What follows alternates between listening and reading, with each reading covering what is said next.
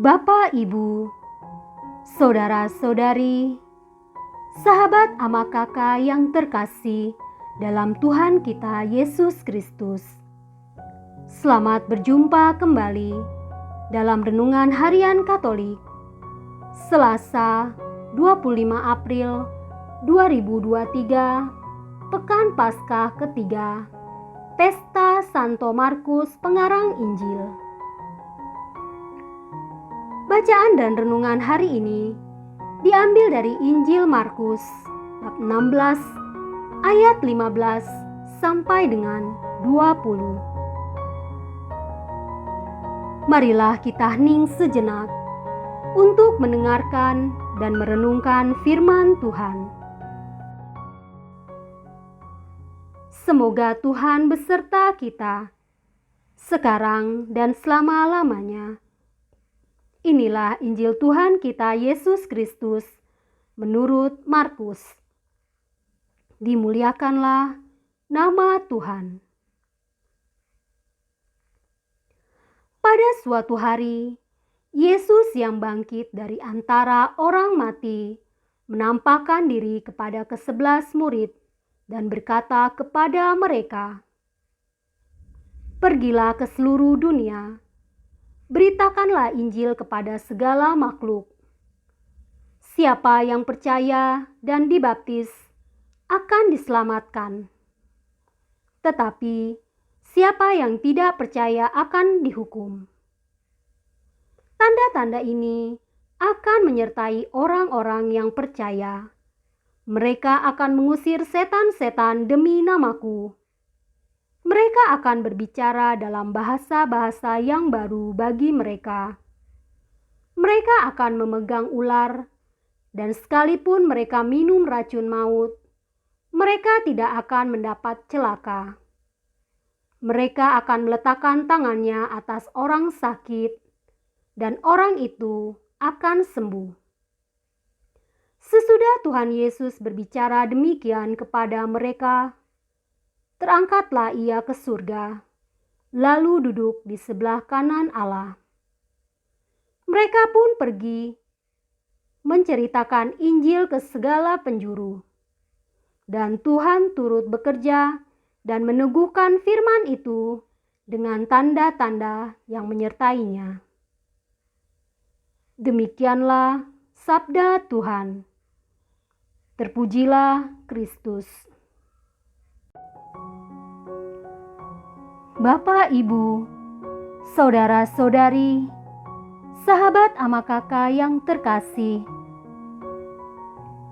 amanat agung Yesus yang kita bacakan dan renungkan hari ini merupakan perintah kepada kita semua. Tugas kita di dunia adalah mewartakan kabar gembira kepada sesama manusia. Inilah hakikat panggilan kita sebagai gereja yang mewartakan kabar gembira kepada segala bangsa. Mewartakan kebaikan kepada segala bangsa tentang Yesus Kristus. Bagaimana amanat agung itu dilaksanakan? Amanat itu kita lakukan dalam tugas pewartaan lewat mengajar umat, memberi kesaksian tentang apa yang diajarkan dan apa yang diimani. Yesus yang naik ke surga berjanji akan datang kembali. Pengharapan iman ini perlu ditumbuh kembangkan melalui pelayanan, persekutuan, ibadah, dan pewartaan. Inilah tradisi rasuli yang terus hidup dalam persekutuan para murid Yesus. Kepada setiap murid diberi anugerah Roh Kudus untuk membangun dan mengembangkan umat, untuk menyatukan dan mengantar umat kepada Tuhan, bukan sebaliknya. Inti dari kenaikan Tuhan adalah perpisahan yang meninggalkan berkat dan rasa sukacita yang meliputi semua murid. Sukacita karena Tuhan Yesus bukan pergi tidak kembali meninggalkan murid-muridnya, melainkan pergi untuk mengutus Roh Kudus. Roh Kudus itulah yang dijanjikannya sehingga gerejanya bersuka cita. Hari raya kenaikan Tuhan menjadi relevan dan berarti kalau kita percaya bahwa Yesus Tuhan telah naik ke surga dan mengirimkan Roh Kudus guna membimbing kita.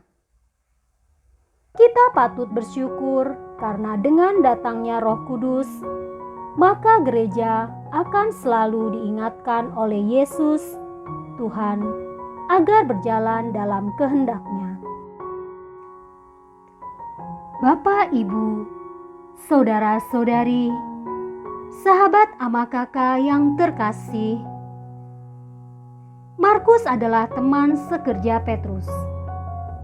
Mereka berdua melanjutkan misi Yesus yang diperintahkannya sebelum naik ke surga, yaitu mewartakan kabar gembira kepada seluruh makhluk.